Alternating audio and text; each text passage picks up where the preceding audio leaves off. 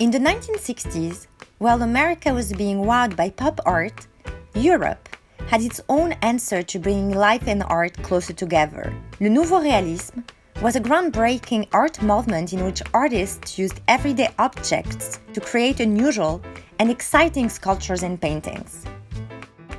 The art was rebellious and irreverent, using mass-produced commercial goods as a protest against the rise of consumerism.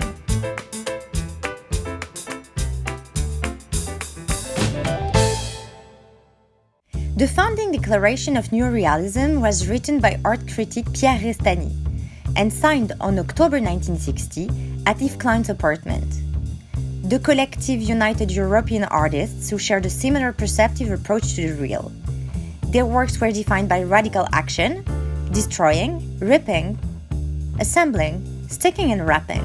Each artist had its own particular method of creating, what they described as a poetic recycling of urban, industrial and advertising reality.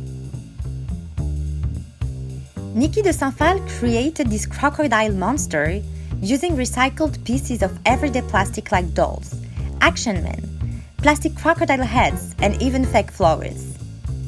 At the same time, Arman used musical instruments he would often destroy and recompose to give birth to works like this Colère de Poste Radio. Daniel Spoerri took a similar approach to assemblage. La Table de Ben is the aftermath of a dinner party he hosted in 1961, where the guest leftovers were used to create this avant-garde work. While the artists had different styles, from Jean Tinguely's scrap metal sculptures to Gérard Deschamps' painted rags, they chose to be together exactly because of their differing approaches to incorporating the everyday in their work. Environmental artists, Christo and Jean-Claude, were renowned for wrapping large, mundane objects, from barrels of oil in Cologne Harbor to the Pont Neuf in Paris, or Volkswagen cars.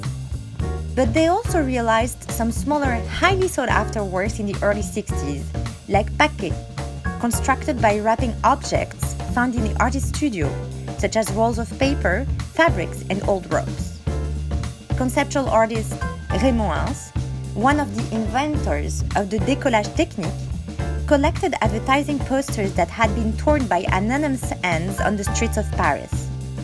He hoarded these posters for decades before constructing them into works of art. By the end of the 1960s, Le Nouveau Réalisme began to give way to new movements. These works remain a snapshot in time. They are truly one of a kind, never to be replicated. This sale presents a unique opportunity to own an iconic piece of art history created by some of the 20th century most influential artists.